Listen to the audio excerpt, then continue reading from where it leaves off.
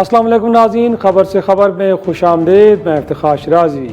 ناظرین، یہ تاریخ کے اوراق کے اوپر ثبت ہے کہ 1971 میں بھارت نے پاکستان کو دولخ کرنے کے ایجنڈے کے تحت اس وقت مشرقی پاکستان کے بنگالی نوجوانوں کو ورغلائے اور پھر مشرقی پاکستان کے سرحد کے قریب بھارتی علاقوں میں انہیں تربیت دی گئی اور اسلحہ بھی فراہم کیا گیا، اور پھر منصوبے کے تحت آخری وقت میں بھارتی فوجیں مشرقی پاکستان میں داخل ہوئی اور یوں پھر پاکستان دو لخت ہوا۔ اور یہ ہم نہیں کہہ رہے، دیکھا جائے تو بھارت کے سابق فوجی افسران بھی اس بات کا اعتراف کرتے ہوئے نظر آتے ہیں۔ تو آپ سنیے کیا کہہ رہے ہیں major retired Chandrakant Singh. Started training the Mukti Bahani, started supplying them a certain amount of weapons and organizing them into a guerrilla force.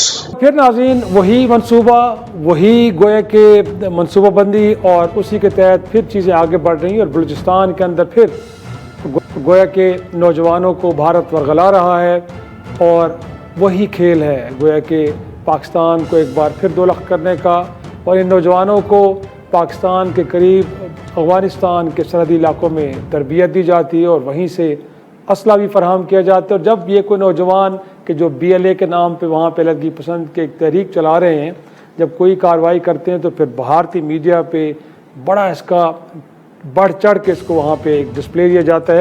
سوال ناظرین یہی ہے کہ اگر مشرقی پاکستان میں گویا کہ امپریشن یہ دیا گیا کہ وہاں پہ محرومیاں ہیں اور لوگوں نے ریاست کے خلاف ہتھیار اٹھائے، اور پھر آج بلوچستان کے حوالے سے بھی یہی بات کی جاتی ہے کہ کیونکہ وہاں پہ محرومی ہے لہٰذا وہاں کے نوجوانوں نے ہتھیار اٹھا لیے، تو پھر سوال یہ بنتا ہے کہ اگر وہاں پہ محرومی اور غربت اس قدر ہے تو وہاں ریاست کے خلاف لڑنے والے نوجوانوں کے پاس اتنا جدید اسلحہ، اتنا مہنگا اسلحہ کہاں سے آئے؟ اور کل کی جو پریس کانفرنس تھی DGI لیفٹیننٹ جنرل احمد شریف کی، اس میں بھی انہوں نے بنیادی طور پہ یہی سوال اٹھایا کہ اسلحہ کہاں سے؟ ہندوستان یہ جو دہشت گرد ہیں ان کے پاس ہوتا کیا ہے، اور اسی طرح یہ فتنہ الخوارج والے بھی، کیونکہ وہ بھی اس ہندوستان کے ساتھ گٹھ جوڑ ہے۔ وہ گٹھ جوڑ ابھی اور مزید واضح ہوتا جا رہا ہے جیسے جیسے ان کی اسپیس سکویز ہو رہی ہے۔ M16 scopes, night vision devices, sniper rifle, very expensive equipment کون خرید کے دے رہا ہے؟ کون یہ فنڈنگ کر رہا ہے؟ ہندوستان۔ ناظرین یہ بڑا اہم سوال ہے، لیکن اس کے باوجود کہ اب پوری دنیا کو معلوم ہو چکا ہے کہ حقائق کیا ہیں، بھارت نے مشرقی پاکستان میں کیا کچھ کیا اور آج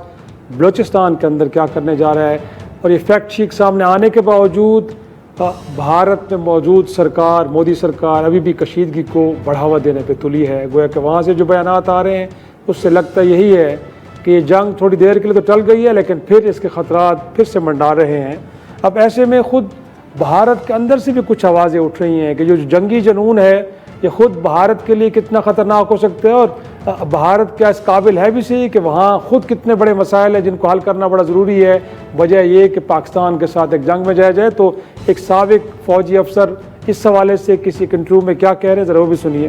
ہم نے اپنے ایریا میں لڑا نا، دو مہینے لڑائی چلی، 2-2.5 مہینے، 529 soldiers killed, more than 1,500 seriously injured, 3,000 or injured. Imagine if you have to enter Pakistan, and so what level of casualties are we looking at? Pakistan occupied Kashmir. Do you think that will happen? ہم لوگ لے پائیں گے؟ Not by force. Take our country back by many years.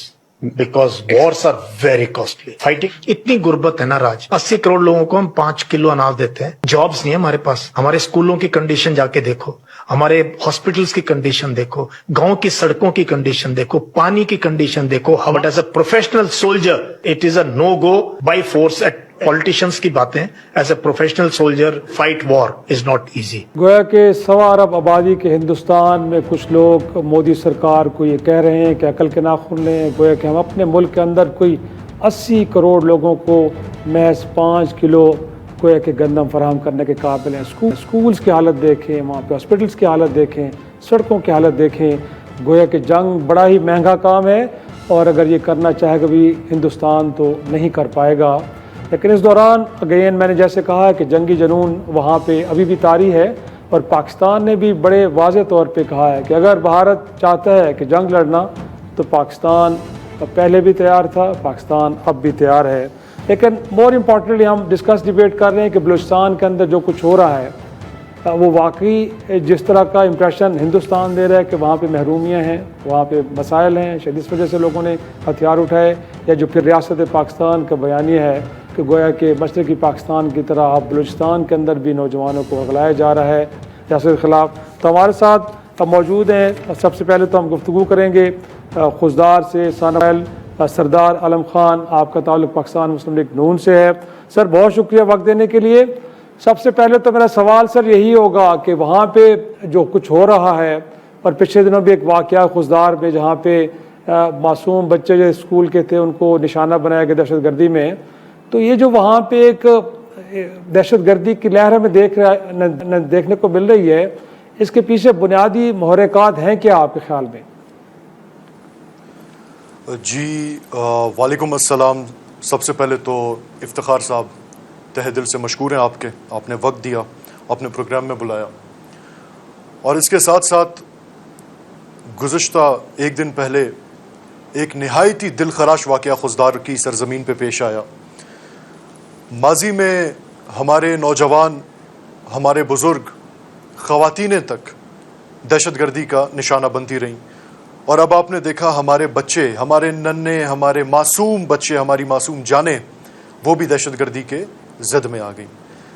سب سے پہلے تو دیکھیں، یہ جو اسکول ہے، یہ اسکول آرمی پبلک اسکول، یہ وہ اسکول ہے جہاں پہ ایسا نہیں ہے کہ صرف آرمڈ فورسز کے بچے وہاں پہ زیر تعلیم ہیں. یہ وہ اسکول ہے جہاں پہ میرے اپنے خاندان کے بچے، جہاں پہ خضدار میں گرد و نواح میں جو آبادی آباد ہے ہمارے بلوچ براویوں کی، ان کے بچے بھی اس یہاں پہ زیر تعلیم ہیں. اور ان کو نشانہ بنانا، ان بچوں کو نشانہ بنانا نہایتی ایک شرمناک عمل ہے، نہایتی شرمناک عمل ہے.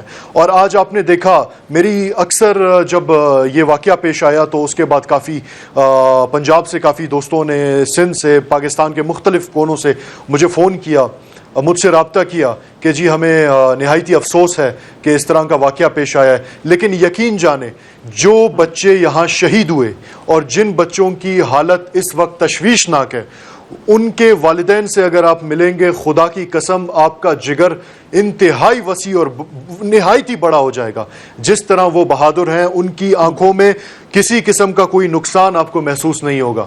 وہ مزید قربانیوں کے لیے تیار ہے. اور آج آپ نے دیکھا کہ خضدار کی سرزمین میں، اس سرزمین میں جہاں ان معصوم بچوں کو نشانہ بنایا گیا، اس سرزمین میں خضدار کے جتنے بھی تعلیمی ادارے ہیں، جتنے تعلیمی مدارس ہیں، ان سب کے بچے روڈوں پہ نکل آئے، راستوں پہ نکل آئے، اپنے وطن کا جھنڈا بلند کر کے وہ تمام خضدار کے شہر کے درمیان میں انہوں نے ایک ریلی نکالی. تو ہمارے ماضی میں ہمارے بزرگوں نے دہشت گردوں کو پیغام دیا کہ ہم کبھی نہیں ڈرے، ہمارے نوجوانوں نے شہادتیں دی، کبھی نہیں ڈرے. اور آج ہمارے معصوم بچوں نے، انہوں نے وہ جب روڈ پہ نکلے اپنے وطن عزیز کے پرچم کے ساتھ، پاکستان زندہ باد کے نعرے کے ساتھ، تعلیم دو کے نعرے کے ساتھ جب وہ نکلے، اور انہوں نے بھی ایک واضح پیغام دے دیا کہ ہمارے بچے، ہمارے بوڑھے ہوں، بچے ہوں، ہمارے بچے بھی انشاءاللہ ہر قسم کے محاذ میں پیش ہیں. آیا ہمیں اگر مزید بھی شہادتیں دینی ہو، ہم اس سے گریز نہیں کریں گے. یہ ہمارے بچوں کا بھی پیغام ہے. اور دیکھیں، تو اس میں کوئی شک نہیں ہے کہ پاکستان کے ساتھ کھڑے، لیکن سردار صاحب اس کے باوجود بھی یہ دہشت گرد اتنا پینیٹریٹ کیسے کر جاتے، وہاں پہ کیسے ان کو، گویا کہ کہا جاتا ہے کہ جب تک لوکل سپورٹ نہ ہو تو اس طرح کی کاروائیاں نہیں ہو پاتی.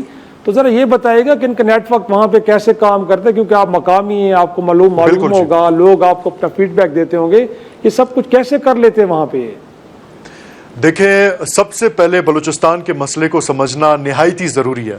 اس میں بلوچستان کی ڈائنامکس جو ہیں، ان میں 3 قسم کی معاملات ہیں. نمبر 1 جو دہشت گردوں کا گروپ ہے، جو کہ ملیٹنٹ گروپ ہے، ان کا پہاڑوں پہ ادھر ادھر بازاروں میں دہشت گردی کرنا، ایک ان کا وہ گروپ ہے. سیکنڈ جو ہے ان کا ایک سیاسی گروپ ہے جو خود کو بلوچستان میں سو کالڈ نیشنلسٹ کہتے ہیں. دیکھیں، ہم پاکستان میں رہتے ہیں، ہم مسلمان ہیں، ہمارے لیے مسلمان اور پاکستانیت سے بڑی نیشنلزم ہے ہی نہیں. ٹھیک ہے جی.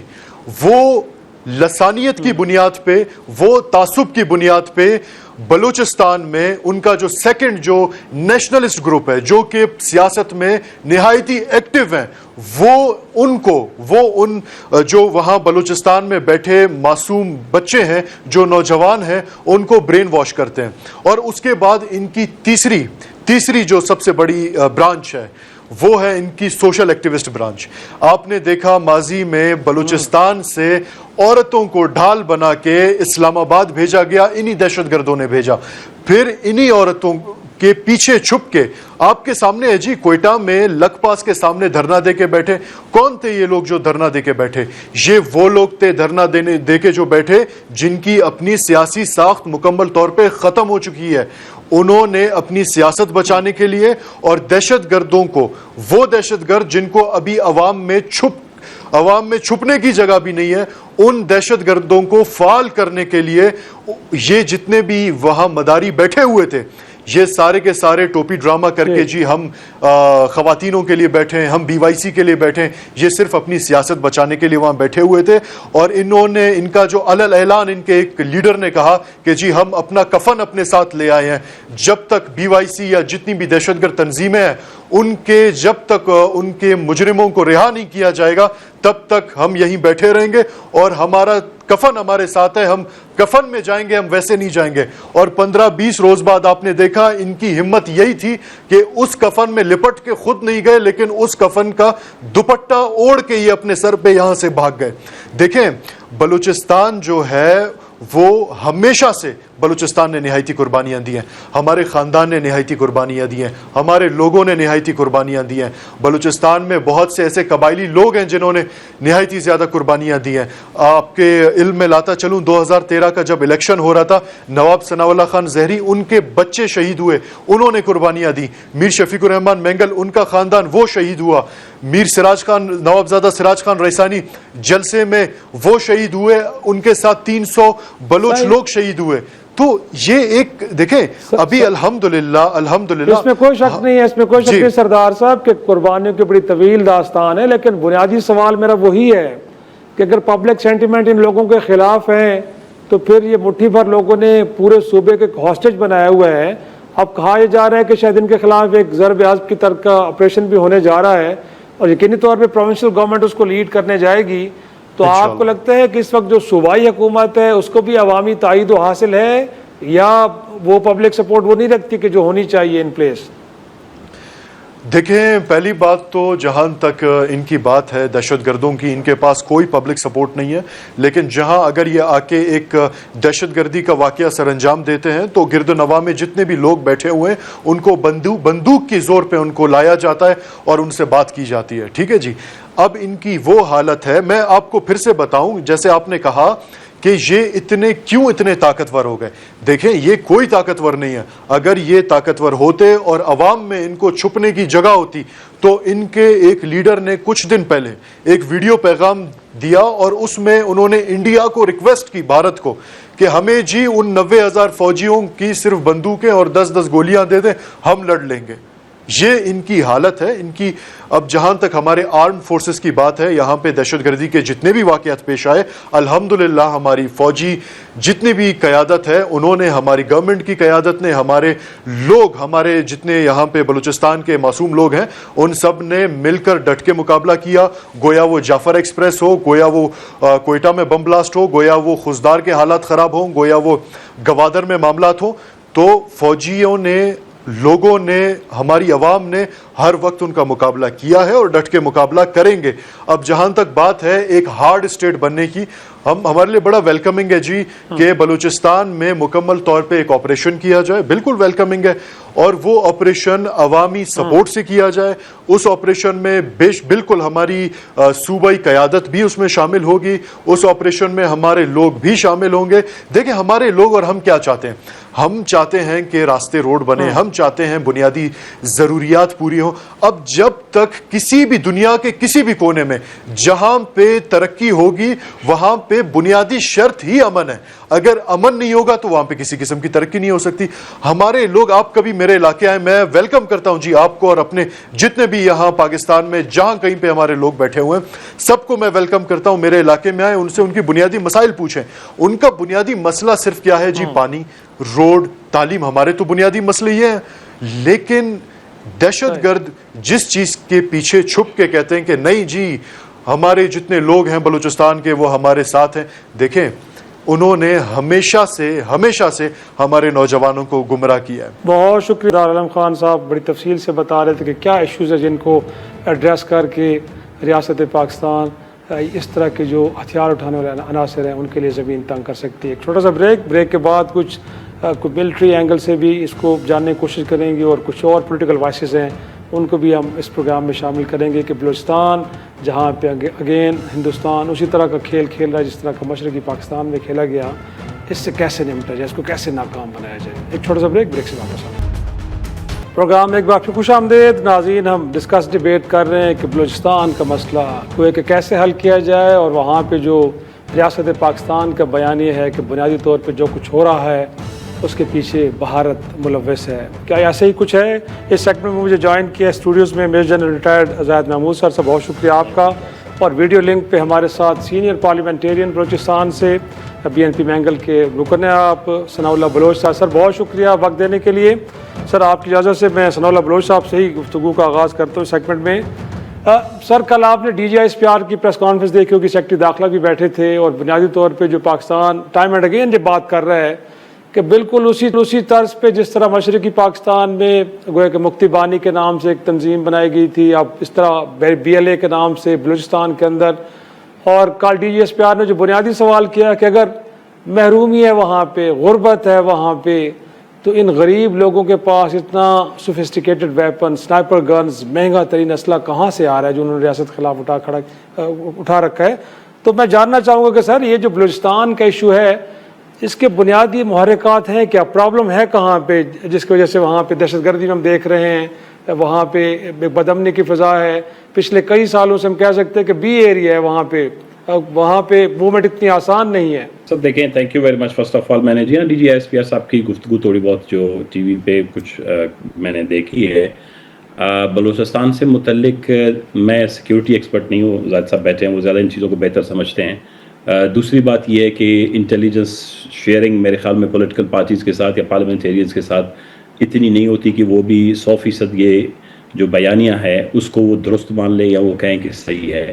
اس میں کوئی دو رائے نہیں ہے کہ پاکستان کے جو اندرونی مسائل ہیں وفاق اور صوبوں کے مابین, بالخصوص بلوچستان اور اسلام آباد کے مابین, وہ گزشتہ تقریباً 70 سال سے بڑے اسٹریسڈ, بڑے تناؤ کا شکار رہے ہیں. یہ ایک حقیقت ہے, اس سے کوئی انکار نہیں کر سکتا. جو بلوچستان کے تناؤ کے جو شکار رہنے والے مسائل ہیں پاکستان کے ساتھ, وہ پہلے سیاسی نمائندگی کی وجہ سے تھے, شناخت کے لیے وجہ سے تھے, پھر گریجولی جو نیچرل ریسورسز اور ان سے محرومیت کی وجہ سے تھے. تو یہ آہستہ آہستہ بڑھتے گئے.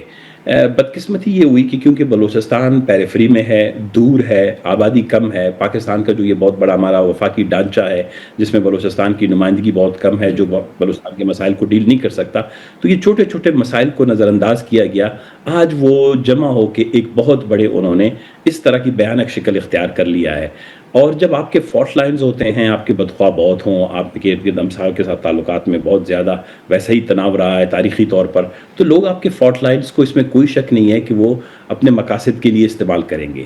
لیکن یہاں پر سوال یہ پیدا ہوتا ہے جب ہم کوئی سنجیدہ بحث بلوچستان پہ کرنا چاہتے ہیں, یعنی اگر DGISPR صاحب کی بات میں نے جو سنی ہے وہ یہ ہے کہ شاید بلوچستان کے اگر کوئی محرومیوں کا ذکر کرتا ہے یا بلوچستان کی پسماندگی کا ذکر کرتا ہے, بلوچستان کے عوام کی وفاق اور ریاست و اداروں سے ناراضگی کی بات کرتا ہے, تو وہ بیانیہ در حقیقت جو ہے بلوچستان کے اندر خون خرابے یا مذمت کی یا تشدد کی سیاست کی بات کرتا ہے. ایسا نہیں ہے.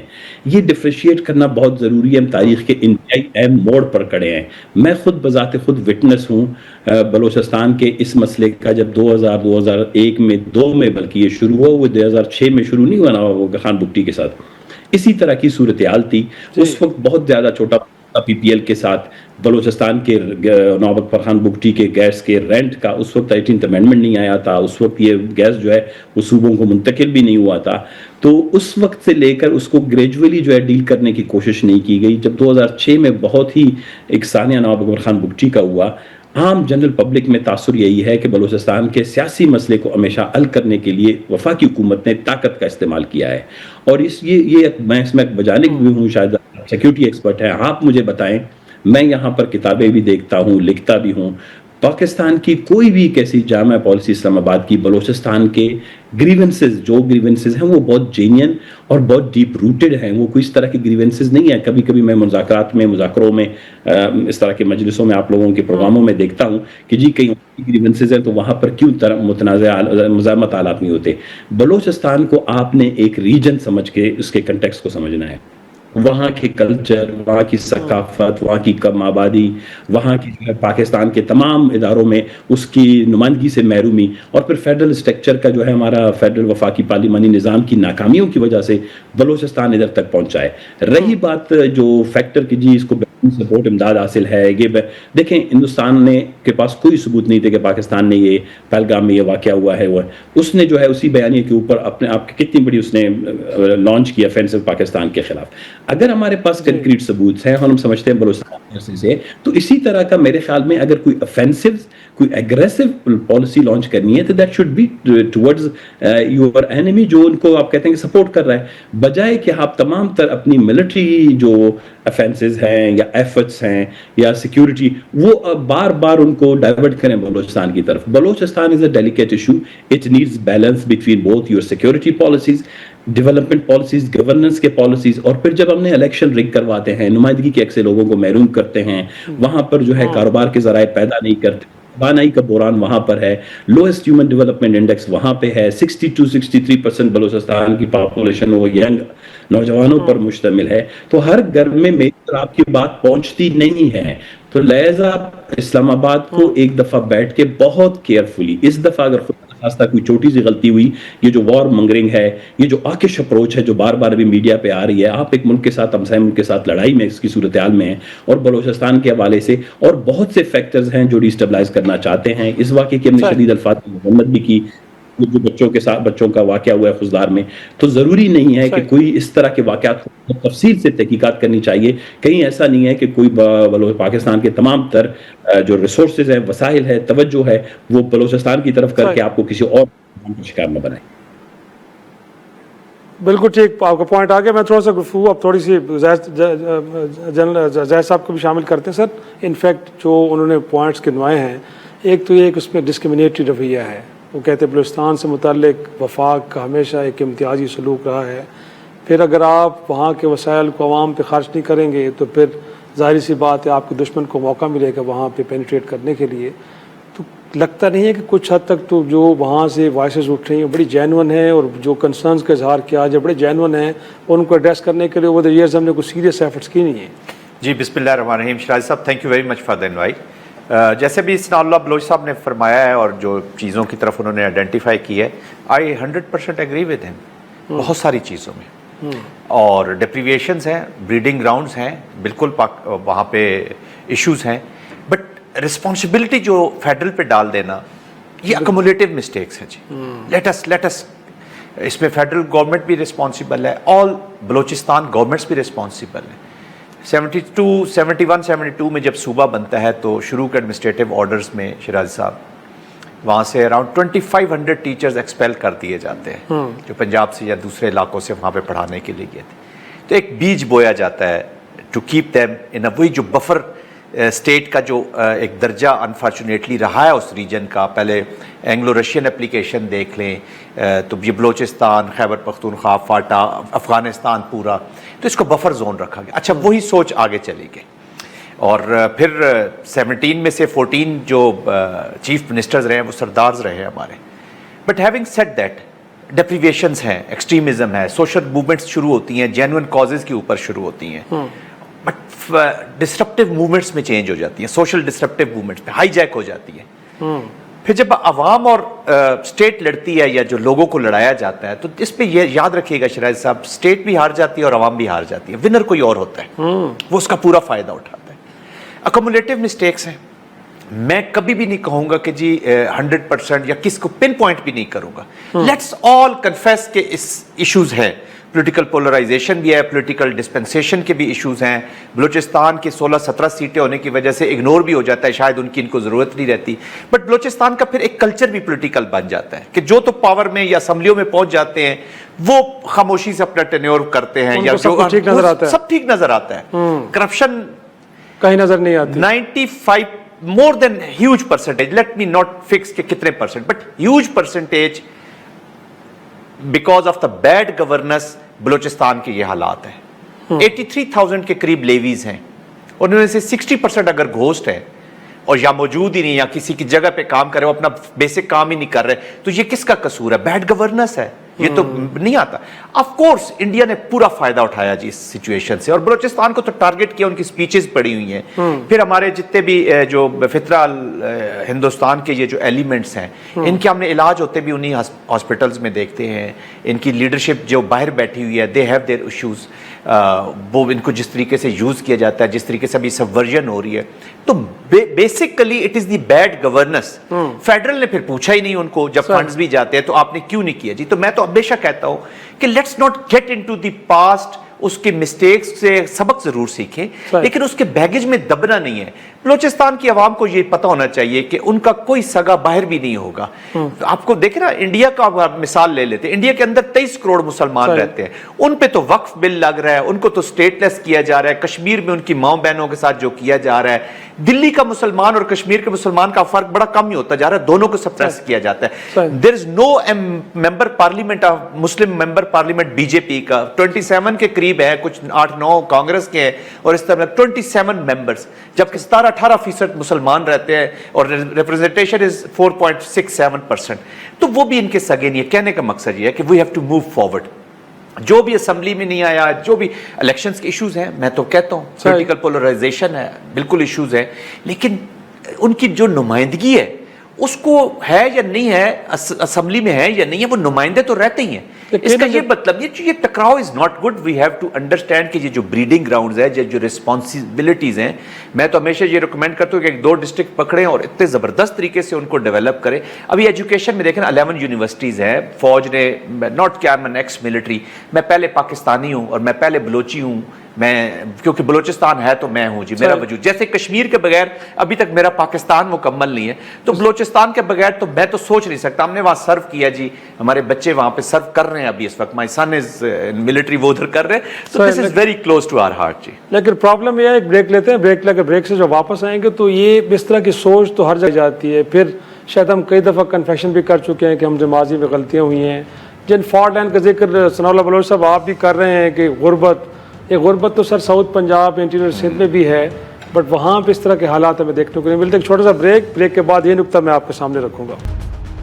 پروگرام ایک بار پھر خوش آمدید.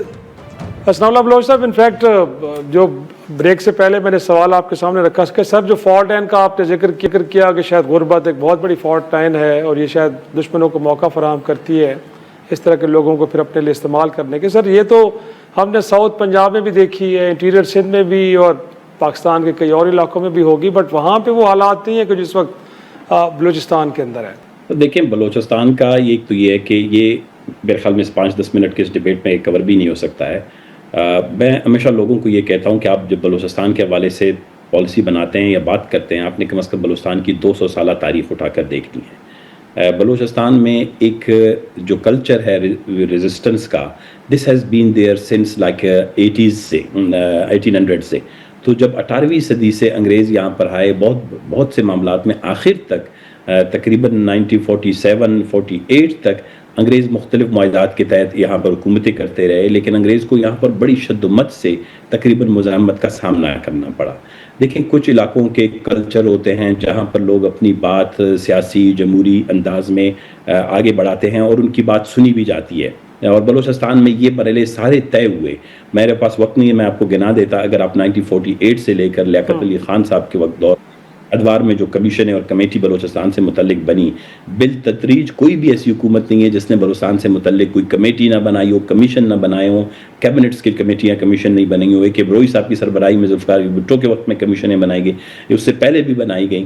لیکن کسی بھی حکومت نے بلوچستان سے متعلق ایک جامع کبھی منصوبہ نہیں بنایا کہ یہ بلوچستان سے متعلق ہماری پالیسی ہے، اتنے ریسورسز. کیونکہ ایک دیکھیں وفاقی نظام کیوں کہا جاتا ہے؟ جب وفاق کہا جاتا ہے اس کا مطلب یہ ایک ایسا ملک جہاں پر کثیر اللسانی، کثیر القومی، کثیر الثقافتی اور بلکہ کثیر المذہبی جب جو قومیں رہتی ہیں تو پھر وہاں پر یہ وفاق کا نظام رائج کیا جاتا ہے کہ قوموں کو ایسے نہ ہو کہ کہیں ان کی آبادی کو کم تعداد آنے کی وجہ سے ان کا مذاق نہ اڑایا جائے، ان کے وسائل نہ لوٹے جائیں. تو وہ آپ ایسے ارینجمنٹس کرتے ہیں اس وفاقی نظام کے تحت. پھر اس وفاقی نظام میں کچھ ماڈلز ہوتے ہیں، ڈفرنٹ ماڈلز ہیں. تو پاکستان میں بدقسمتی سے وفاقی نظام بنایا گیا لیکن ماڈل میں کوئی اتنی بڑی تبدیلی نہیں لائی گئی جو بلوچستان کی کم آبادی والا جو جس کو ابھی ہم جواز بناتے ہیں 12 کے جو سردار رہے ہیں، نواب رہے ہیں، وہاں پہ حکومتیں کی ہیں. دیکھیں لوگ انفرادی کسی کی حکومت کے لیے، حکمرانی کے لیے، اس کے لیے جھگڑا نہیں کرتے ہیں. پھر یہ بلوچستان میں جب یہ ساری چیزیں بڑھیں، ایک بہت ہی ہسٹوریکلی یہاں پر پولیٹیکل موومنٹس رہی ہیں. تو وہ اگر آپ ہم اس کو کمپیئر کریں کسی ڈسٹرکٹ، کسی تحصیل کے ساتھ، تو یہ میرے خیال میں ایک بہت بڑی انجسٹس ہوگی. یہ بلوچستان کے خود جغرافیے کو، اس کی سیاست کو، اس کی تاریخ کو، وہاں کے لوگوں کے مزاج اور نفسیات کو سمجھنے سے ایک قسم کی جو ہے وہ لا تعلقی ہے جو بلوچستان کو ساؤتھ پنجاب کے کسی ایک ڈسٹرکٹ کے ساتھ کمپیریزن کروا کے پھر آپ کہیں کہ جی وہاں پر یہ چیزیں ہیں لیکن یہاں پر لوگ کیوں بندوق نہیں اٹھاتے، وہاں پر لوگوں نے اٹھا لیا. تو میں آپ کو کہہ رہا ہوں آپ کا فیڈریٹنگ یونٹس ہے 2000 کلومیٹر طویل، وہ اپنا سرحدات جو ہے مختلف دو ممالک کے ساتھ آپ کی جو ہے شیئر کرتا ہے، ایران اور افغانستان کے ساتھ. 700 کلومیٹر کی آپ کی ساحل ہے. لوگوں کی تجارت جو ایران کے ساتھ، افغانستان کے ساتھ ہوا کرتا تھا، اب تجارتی ذرائع بند ہو گئے ہیں، کاروبار بند ہو گئے ہیں.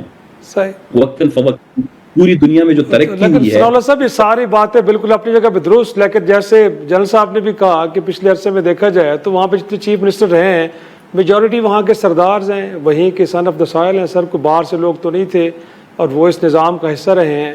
بٹ وہ جب پارلیمان میں بیٹھتے ہیں وہ اس طرح کی باتیں تو نہیں کر رہے جس طرح کہ آپ کر رہے ہیں کہ شاید ہم بلوچستان کی سائیکی کو نہیں سمجھ پائے، وہاں کے لوگوں کو نہیں سمجھ پائے، ان کو کس طرح انگیج کرنا ہے. سر لوگ تو آئے اس نظام کا حصہ بھی بنے ہیں بٹ اگین حالات ویسے کے ویسے. سر دیکھیں ایک بات ہمیں ماننی پڑے گی، پاکستان کے اندر جو ہمارا سیاسی نظام ہے، ہم 9 سال تک اس ملک کو آئین نہیں دے سکے. ہم تقریباً اس ملک میں 40 سال تک ایک اچھی جمہوریت جس میں لوگوں کی سہ ہو، لوگوں کی خواہشات، احساسات کی جو ہے ترجمان حکومتیں آج تک پاکستان میں نہیں بنی. 30-40 سال جو ہم نے وہ ضائع کیے اس کو بھی پاکستان کے عدم استحکام، اس طرح کی معاشرتی عدم استحکام، اور جس طرح زاہد صاحب نے کہا کہ جو سوشل موومنٹس بڑی ڈیولپ ہو جاتی ہیں پھر وہ انارکی کی طرف، سول انریسٹ کی طرف چلی جاتی ہیں، یہ اس کا ایک ریزن یہ بھی ہے. دوسری بات یہ کہ ابھی بھی جو آپ الیکشن کرواتے ہیں، جن سرداروں کو آپ لاتے ہیں، وہ سردار کبھی بھی وہ بلوچستان کے اندر جینین پولیٹیکل پروسیس کے تحت نہیں آتے ہیں. وہ مرون منت ہوتے ہیں وفاقی حکومت کے. موجودہ دور بھی یہی چل رہا ہے. الیکشن میں جس طرح کے لوگوں کا اعتماد جمہوری نظام سے، ریاستی نظام سے، ریاستی اداروں سے اٹھتا جاتا ہے. یہ بہت تلخ ایک حقیقت ہے اور اس تلخ حقیقت پر ہم بات چیت کرنے کے لیے تیار نہیں ہیں جب تک آپ سمجھیں گے نہیں کہ میں یہی کہہ رہا ہوں. لیکن میں یہ جاننا چاہوں گا سر اگین، کیونکہ آپ چیزوں کو بڑا ڈیپلی دیکھتے ہیں، سمجھتے بھی ہیں، اور آپ کے بارے میں کہا جاتا ہے کہ شاید آپ بڑے ایکچوئل کانٹیکسٹ میں چیزوں کو دیکھ کے تو بات کرتے ہیں. میں سمپل ایک کوشچن ہے کہ اس وقت جو وہاں پہ ایک انسرجنسی میں نظر آ رہی ہے، آپ کو لگتا ہے کہ اس پہ بیرونی ہاتھ بھی ہے؟ گویا کہ جو ریاست پاکستان کہہ رہی ہے کہ صرف یہ نہیں کہ غربت ایک وجہ ہے بٹ کہ ہندوستان باقاعدہ ایک منصوبہ بندی کے ساتھ وہاں کے نوجوانوں کو ریاست کے خلاف کھڑا کر رہا ہے. دیکھیں پوری دنیا کی تاریخ اٹھا کے دیکھیں، جہاں پہ بھی ملکوں میں، جن ملکوں نے اپنے ایسے اہم صوبے جس کو بلوچستان کہتے ہیں، it's a region, it's not just an administrative province. آپ نے بلوچستان کے حوالے سے مثلا کبھی بھی اتنی تفصیلاً اچھی وہ پالیسی نہیں بنائی ہے. تو ایسے جو صوبے ہیں جو بہت اسٹریٹجک ہیں، ریسورس رچ ہیں، پھر وہاں پر لوگوں کے مسائل جو ہیں کافی عرصے سے دبے ہوں، یہ پوری دنیا میں جہاں جہاں بھی اس طرح کی تحریکیں اٹھتے ہیں، دیر is no doubt about it. میں نے شروع میں یہی کہا کہ جو ملک جو ہیں وہ بہت اہم اور جامع پالیسی بنانے سے وہ کیا کہتے ہیں کہ انکار کرتے ہیں، تو وہاں پر مداخلتیں ہوتی ہیں، لوگ آپ کے فالٹ لائنز کو کیپٹلائز کرتے ہیں. تو اس کو میں نے شروع میں ہی آپ کو بتایا. We have to talk about our mistakes. ہم اس طرح کے پروگرام तरह के प्रोग्रामों को इस वक्त ज़ाया ना करें 20 साल से कि जी हमारा बाहर का दुश्मन है वो हमारे अंदर हमारे मसले पैदा कर रहा है, लेकिन हम कभी अपने 15-20 मिनट इस पे भी ज़रूर ज़ाया करें कि हमने कौन सी अच्छाइयाँ की हैं, हमने कौन से बेहतर पॉलिसी बनाई है, हमने कौन से टारगेट्स और ऑब्जेक्टिव सेट किए हैं जो अचीव नहीं हो पा रहे हैं। मिसाल के तौर पर बिल्कुल बिल्कुल ठीक है, बड़ा अहम नुक्ता है ये बड़ा अहम नुक्ता है। बट अगेन सर थोड़ा सा ये भी आता है कि कल अगर आपने भी प्रेस कॉन्फ्रेंस सुनी हो कि अब शायद हम वहाँ पे ज़रब तर्ज का एक ऑपरेशन करने जा रहे हैं, तो लगता है कि बलूचिस्तान का हल गोया कि मिलिट्री ऑपरेशन में है, या कहा जाता है कि नाराज़ लोगों को अंगेज भी करना चाहिए, क्योंकि अगर हम हिंदुस्तान के साथ गुफ्तगू करना चाहते हैं, दुनिया को हम कहते रहे कि तालिबान के साथ बैठे डायलॉग करें, मसाइल को हल करें, यहाँ पे military operation is a good option. Siraj साहब, इशू ये है कि मिलिट्री ऑपरेशन को हमें समझते हैं कि शायद एक मिलिट्री से पूरे, यानी कि आपने हथौड़ा उठाया और हर चीज़ को आप प्रॉब्लम को कील समझ के मार के ख़त्म करते हैं। It is not happening. Military operation is not like that. Military operations क्या हैं? अभी सनाउल्लाह बलोच साहब ने, भाई हैं जी हमारे, I have lot of respect for him, क्योंकि मंतक से बात करते हैं और पाकिस्तान को ठीक करना है, उनका भी वही मकसद है, हमारा भी यही सबका। मिलिट्री ऑपरेशंस, मिलिट्री के बीच में कभी ये सोच नहीं होती कि बलूचिस्तान के लोगों के खिलाफ किया जाए ऑपरेशन। मुख्तलिफ ऑपरेशन हो, यहाँ सिविल एडमिनिस्ट्रेटर्स ने भी, सिविल लीडर्स ने भी यहाँ मिलिट्री को यूज़ किया है जी। We have a history unfortunately. Military operation precision के साथ अगेंस्ट दोज जिन्होंने वेपन्स उठाए हैं। देखिए, पीस को जितना पाकिस्तान ने चांस दिया है, पीस को जितना स्टेट ने चांस दिया है इन ऑल रीजन्स, शायद दुनिया में कभी कितना इतना चांस दिया क्या हो जी। सफ़र भी किया है, सफ़र भी किया। कुलभूषण यादव जीती जागते एक एप्लीकेशन बैठी हुई है। बलूचिस्तान डोवल की स्पीचेस सुन लें, जीते जागते वो speeches, they are claiming it कि बलूचिस्तान में हाँ कर रहे हैं, हम दिन दहाड़े कर रहे हैं। They are claiming it.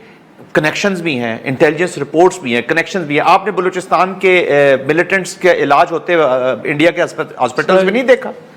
आपने जो अभी इस वॉर में जो बलोच डिसिडेंट्स हैं, जो बलोच नाराज की तो टर्म ही गलत किसी ने कॉइन कर दी। नाराज क्या होता है जी? ठीक है, ऊपर नीचे चीज। नाराज का मतलब है कि वो नाराज, अगर सोसाइटी में आपको भी प्रॉब्लम्स है ना, आप DI खान से, मुझे पता है कितनी डेवलपमेंट है, एक ही जगह से मैंने आपकी भेड़ बकरी और इंसानों को पानी पीते देखे जी, आज भी देख रहा हूं, तो आप नाराज हो गए। देखिए, military operations are the part of politics. ये एक पॉलिटिकल इंस्ट्रूमेंट है, pursuing your objectives through other means. ये पॉलिटिशियंस नहीं कर रहे ना, आप बैठे, who is stopping you? Prime minister है, यहाँ पे डेमोक्रेटिक सिस्टम्स हैं, यहाँ पे चीफ मिनिस्टर बैठा हुआ है, आप सारे बैठे मसले को हल की तरफ ले जाने के लिए, न कि अपनी पावर में आके उसकी जो पावर की जो पर्क्स प्रिविलेजेस है उनको तो सारे एंजॉय करना चाहते हैं, लेकिन उससे जो अटैच रिस्पॉन्सिबिलिटीज हैं। मैंने आपको एक छोटी सी अभी मिसाल दी, 83,000 लेवीज की मैंने आपको मिसाल दी, 60% घोस्ट है, तो उसको क्या कोई चीफ ऑफ आर्मी स्टाफ ने या कोर कमांडर ने तो नहीं ठीक करना ना। अनफॉर्चुनेटली पैटर्न ऐसा बन गया है। मैं तो पहले कन्फेस किया कि चूंकि नुमाइंदगी 16-17 सीटें होती है, शायद इतना पोलिटिकल प्रेशर्स भी नहीं होता है MNAs का। फिर अनफॉर्चुनेटली पॉलिटिक्स में जितनी, विद ऑल माई रिस्पेक्ट, मैं डेमोक्रेसी का बहुत बड़ा हामी हूं, क्योंकि इसमें कॉन्फ्लिक्ट रेजोल्यूशन है, इसमें स्पेस क्रिएट की जाती है, हमारे मसाइल का हल भी इसी चीज में होगा, ट्रू डेमोक्रेसी में। लेकिन उसके बाद क्या करप्शन वहां पे खत्म हो गई है? इस डेमोक्रेसी से कितना लोगों ने फायदा उठाया? अभी जो वसाइल की हम बात करते हैं, हु इज स्टॉपिंग देम कि वो वसाइल उनके ऊपर न लगाए जाए? एक ऑडिट जरूर करें कि जब से 71-72 से ये सूबा बनो से अब तक कितने फंड्स गए, परसेंटेज निकाल लीजिए कितना लग गया बाकी सारे सूबों की, तो we will have little bad results. कहने का मकसद ये है कि लेट्स कन्फेस कि अक्युमुलेटिव मिस्टेक्स हैं। बलोची सबकी तरफ देख रहा है। अभी कॉमनर्स ने थोड़ा सा प्रेशर भी बिल्ड कर दिया है, सरदारों के ऊपर प्रेशर भी आ गया, पॉलिटिक्स वहां की चेंज हो रही है। आम जो बच्चा है आज का, जो यूनिवर्सिटी 11 यूनिवर्सिटियां हो गई हैं, ऑफ कोर्स बहुत बड़े प्रॉब्लम है, सबवर्जन्स के इश्यूज हैं, इनको इश्यूज को हल करना है विद दिस पर्पस कि हमने पाकिस्तान को और बलूचिस्तान को तवाना करना है। बलूचिस्तान के बगैर पाकिस्तान नहीं है और पाकिस्तान के बगैर बलूचिस्तान नहीं है। अगर विल हो ना, विल सोल्यूशन की तरफ जाने की, तो वी ऑल कैन गो। मैं तो हमेशा जब भी मिलिट्री हमारे भी लोग मिलते हैं, मैं कहता हूं political leader, social scientist, Balochistan के रहने वाले लोग, हम बिल्कुल इसकी तारीख से वाकिफ हैं, इनके मजाज से वाकिफ हैं। ये सख्ती के साथ सख्त होते जाएंगे, नरमी के साथ नर्म होते जाएंगे, लेकिन वो एलिमेंट्स जो किसी और की गेम कर रहे हैं, उनको अगर हम आज पाकिस्तानी कहेंगे या बलोची कहेंगे, तो मेरी बलोच बच्ची आज तक सुसाइड बॉम्बर किसी ने नहीं बनाई, मेरी बलोच बहन के किसी ने जिस्म के ऊपर बम नहीं बांधा। तो दिस इज नॉट गुड। तो I think things will improve, आप देखेंगे। लेकिन जो काइनेटिक प्रिसीजन के साथ انٹیلیجنس بیس آپریشنز میں اب اضافہ ہوگا. اینڈ دیز پیپل جو کسی کی بحث پہ کھیل رہے ہیں ارسپیکٹو, ان کو اب اس کے سوشل اور ڈیپریویشنز اور پالیٹکس کے گاب میں چھپنے کی جگہ نہیں ملے گی. دس از وٹ از ہیپننگ. بہت شکریہ جنرل زاہد صاحب, زاہد محمود, اور ساتھ میں ثناء اللہ بلوچ صاحب, دونوں مہمانوں کا شکریہ. ناظرین ایک چھوٹا سا بریک لیں گے, بریک کے بعد جب واپس آئیں گے تو پاکستان یہ فیکٹ شیٹ اب دنیا کے سامنے لے کے جا رہا ہے. ہمارے کچھ پارلیمانی وفود جا رہے ہیں اور دنیا کے جو اہم کیپٹلز ہیں ان کو بتا رہے ہیں کہ ہندوستان اس ریجن میں کرنے کیا جا رہا ہے. کیا دنیا ہماری بات کو سنے گی, اس کے اکارڈنگلی پھر ایک بھارت پہ دباؤ آئے گا کہ نہیں آئے گا. ایک چھوٹی سی بریک کے بعد اس معاملے کو ڈسکس ڈیبیٹ کرتے ہیں. پروگرام میں ناظرین ایک بار پھر خوش آمدید. پاکستان اب بھارت, بلوچستان ہو یا پاکستان کے دیگر علاقوں میں کس طرح گویا کہ دہشت گردی کو فروغ دے رہا ہے, یہ ایک فیکٹ شیٹ اب ہم دنیا کو بتانے جا رہے ہیں. اور ساتھ میں یہ کہ دونوں نیوکلیر پاورز ہیں, اور ایسے میں کہ جو 4 روزہ جنگ تھی جس میں کہا جا رہا ہے کہ شاید اب چیزیں اس طرف بڑھ رہی تھی, کیا دنیا کو جو ہم بتانے جا رہے ہیں اس کو دنیا تسلیم بھی کرے گی اور بھارت پہ ایک دباؤ کی کیفیت بن پائے گی کہ نہیں. ہمارے ساتھ موجود ہیں امریکہ میں پاکستان کے سابق سفیر مسعود خان صاحب. سر بہت شکریہ وقت دینے کے لیے. یہ سر میں نے آپ کے سامنے سوال رکھا ہے کہ ہم نے کوششیں ماضی میں بھی کی ہیں, 2009 میں بھی غالباً یا 2006 میں, اس کے بعد 2016 میں ڈوزیز دنیا کو بھجوایا کہ کس طرح گویا کہ بھارت پاکستان کے اندر دہشت گردی کے مراکز کو چلا رہا ہے.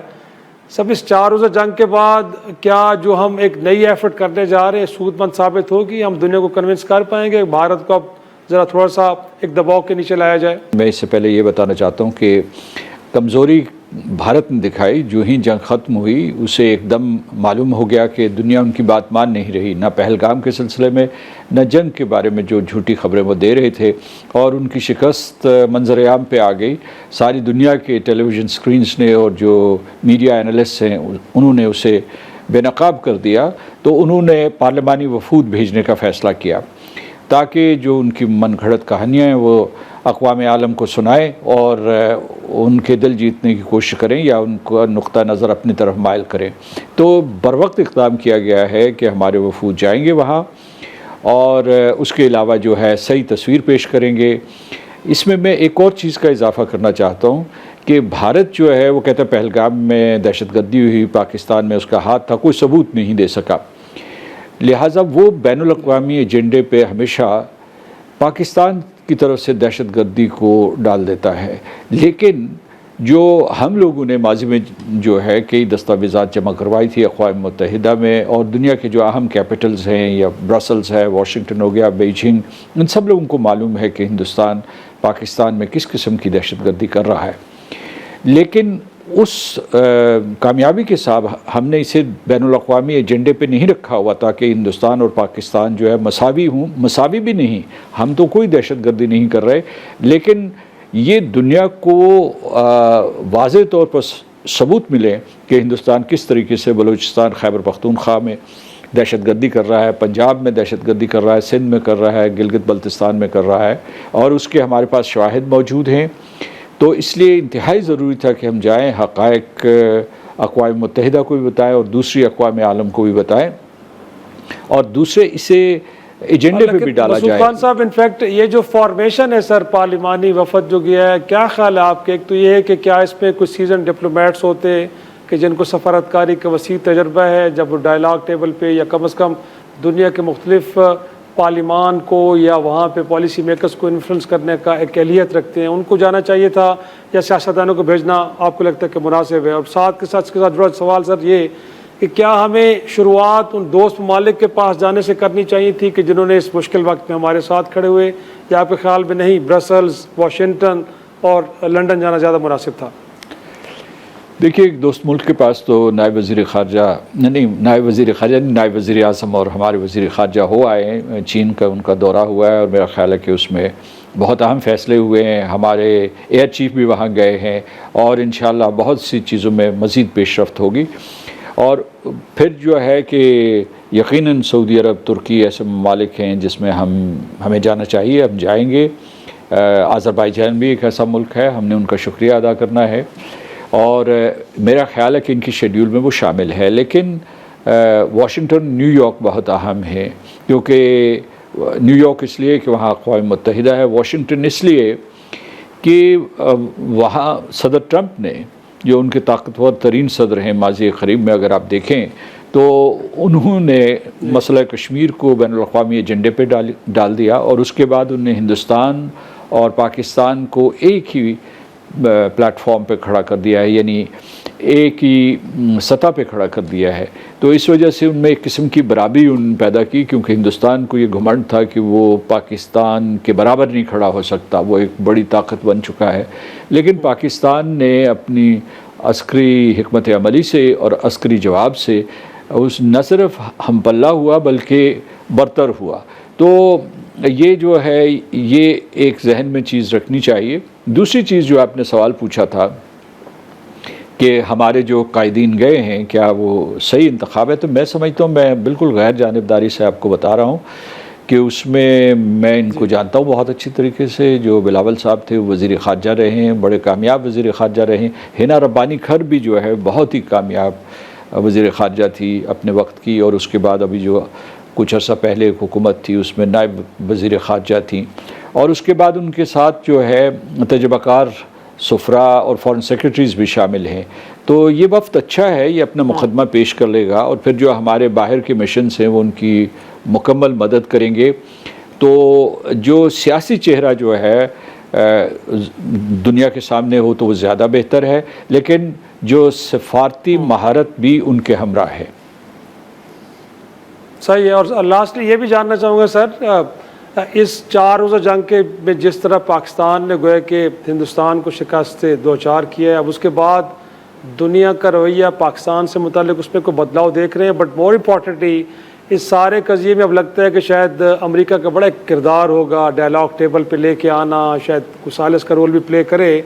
بٹ یہ بھی حقیقت ہے سر، اس ریجن کے اندر ہندوستان امریکہ کا اسٹریٹجک پارٹنر ہے، تو کوئی ہمیں زیادہ امیدیں لگانی چاہیے کہ اگر امریکہ کی جانب سے ثالثی ہوتی بھی ہے تو چیزیں ہماری فیور میں یا کم از کم امپارشلی چیزوں کو ایڈریس کرنے کی کوشش کی جائے گی؟ ہمیں پوری امید رہنا چاہیے، پوری کوشش کرنی چاہیے امریکہ کے ساتھ، اور دوسرے جو ہمارے دوست ممالک ہیں اور بڑی اقوام، خاص طور سے جو 5 ارکان ہیں یونائٹڈ نیشنز کی سیکیورٹی کونسل کی، ان کے ساتھ جو ہے ہمارے سفارتی رابطہ رہنا چاہیے۔ جہاں تک ہندوستان کا تعلق ہے، میں آپ کو یہ بتا رہا ہوں کہ ہندوستان میں ایک تو بہت گھبراہٹ ہے، اور اس کے بعد جو ہے وہاں ایک قسم کی ابتری ہے، جو نریندر مودی صاحب کو بہت تنقید کا نشانہ بنایا گیا ہے، اور ان کے اپنی جماعت میں بھی بغاوت ہے، اور جو اپوزیشن ہے فطری طور پر وہ بھی ان کے اوپر حملہ آور ہو رہی ہے۔ تو وہاں ایک بحران کی کیفیت ہے جس میں بوکھلاہٹ کی وجہ سے انہوں نے یہ وفود باہر بھیجے ہیں، اور وہ پیچھے ہٹتے چلے جا رہے ہیں۔ انہوں نے نہ صدر ٹرمپ یا امریکی حکومت کی ثالثی کو مانا، یہ جو جنگ بندی کے سلسلے میں تھی، نہ انہوں نے جو آگے والے اقدامات ہیں اس سلسلے میں کسی قسم کا کوئی اندیہ دیا، بلکہ وہ یہ کہہ رہے ہیں کہ جناب ہمارے معاملات جو ہے ہندوستان کے معاملات میں تو کوئی بڑی طاقت مداخلت ہی نہیں کر سکتی۔ یہ اتنا کمزور آرگیومنٹ ہے۔ میں اس وجہ سے آپ کو بتاتا ہوں کہ اس وقت امریکہ اور ایران کے درمیان جو مذاکرات کر رہا ہے، جو ثالث ہے، جو سہولت کار ہے، وہ عمان ہے۔ اور اگر دنیا کی سب سے بڑی طاقت جو ہے وہ ایران کے ساتھ بیٹھ سکتی ہے اس طریقے سے، تو ہندوستان اور پاکستان کیوں نہیں بیٹھ سکتے ایک دوسرے کے ساتھ؟ اور امریکہ جو ہے پس پردہ حوصلہ افزائی کر رہا ہو یا سہولت کاری کر رہا ہو۔ تو آپ کا یہ سوال کا ایک حصہ یہ تھا کہ کیا اس میں ہمیں کامیابی ہوگی؟ مجھے یقین ہے کہ ہمیں کامیابی ہوگی، اور ہمیں ایک لمحے کے لیے بھی غفلت کا مظاہرہ نہیں کرنا چاہیے۔ ہمیں دنیا کو اپنا سچ دکھانا چاہیے، اور ہندوستان جو اس قسم کے دعوے کرتا پھر رہا ہے وہ ظاہر ہو رہے ہیں میڈیا میں، وہ پھر سے انہوں نے جھوٹی باتیں لوگوں کو بتانی شروع کر دی ہیں، اور اخبارات جو بین الاقوامی اخبارات جنہوں نے معروضی تجزیے کیے تھے، جنہوں نے غیر جانبدارانہ تجزیے کیے تھے، ان کے اوپر اثر انداز ہونے کی کوشش کر رہے ہیں۔ تو میں سمجھتا ہوں کہ پاکستان کی یہ کوشش بر وقت ہے، اور میری خواہش ہے کہ یہ کامیاب ہو۔ بہت شکریہ سابق سفیر مسعود خان صاحب، دل سے بتا رہے تھے کہ بڑا ایک زبردست موقع پاکستان کے ہاتھ آیا ہے کہ دنیا میں بہترین سفارتکاری کے ذریعے ایک تو بھارت کے چہرے کو بے نقاب کیا جائے، اور پھر جو دیرینہ مسائل بہت سارے دونوں ملکوں کے درمیان ہیں، اب ان کو حل کرنے کے لیے بھی گویا کہ یہ کوششیں ممکنہ طور پہ برابر ثابت ہو سکتی ہیں۔ ناظرین، آج کا شو یہ پہ ختم کرتے ہیں، اجازت دیجیے، خدا حافظ۔